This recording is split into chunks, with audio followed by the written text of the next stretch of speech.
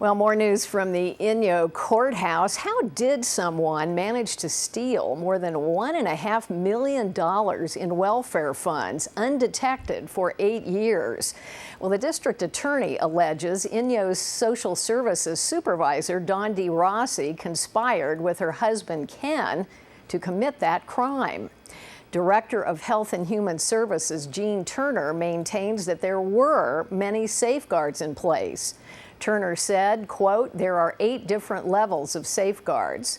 Asked to describe them, Turner said she has to stay away from specifics right now as the prosecution of the Rossis goes forward.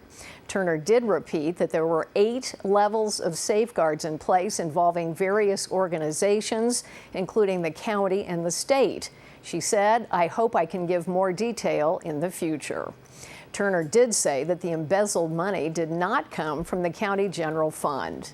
Auditor Controller Leslie Chapman also said the embezzled funds did not go through the county treasury. Chapman said she could not comment further pending prosecution of the case.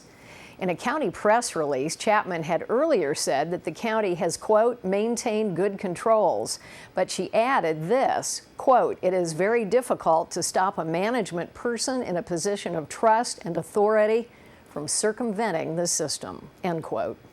Turner said as you go up the chain of management, there is more trust in supervisory positions.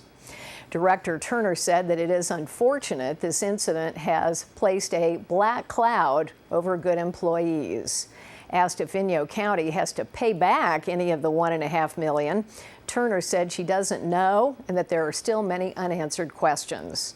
Inyo County Administrator Kevin Caruncio confirmed that there were multiple safeguards and checks and balances in place under 8 broad categories. He said somebody had to get around them. Pressed for more detail on how the crime occurred, Caruncio said, quote, "I understand that everyone, including myself, has a lot of questions. Answers will come out," he said, "through the criminal case, and I do not want to do anything to jeopardize that case," end quote. Well, last week, Verizon officials told Sierra Wave Media that high-speed internet service would arrive in Crowley Lake, had earlier been scheduled for March, but was now available.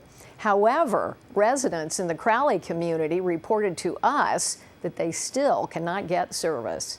Verizon drew the attention of the Public Utilities Commission when they erected overhead fiber optic lines without permission in the Highway 395 scenic corridor.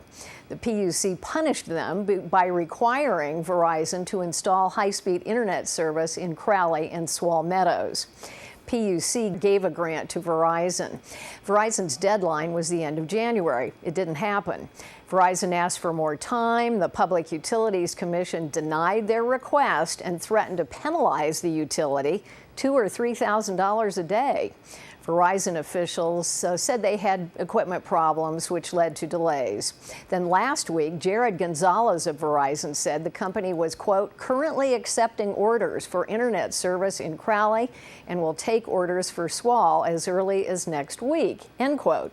However, several residents emailed us to say they cannot get service. We recontacted Gonzalez of Verizon, and he replied with this, quote, "As a result of reports that some residents are unable to order internet service, we have taken steps to look into the matter," end quote.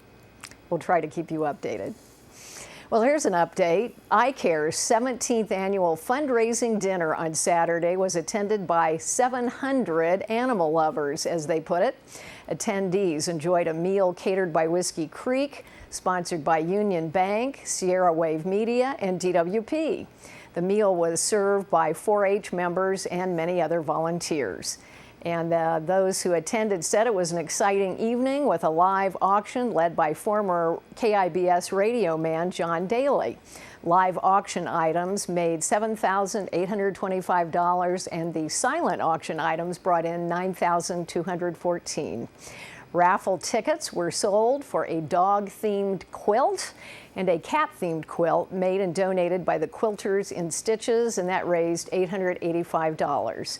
Stan Smith and his unstoppable 50/50 crew raised $6,489. The lucky winner, Bob Lamia of Big Pine, walked away with half of that amount in his pocket and the other half going to eye care. Proceeds from the fundraiser, including dinner tickets, sales, totaled $30,000, which goes to the New Animal Shelter Fund. And that brings the fund tally up to $305,000. They still need an additional $445,000 to reach the goal. So they really would appreciate donations for a much better facility for pets in need of care. And the Eye Care Board extended its thanks to all who supported the event. And you can check out the photos for yourself if you like at the website eyecareforpets.org. And we'll be right back with weather.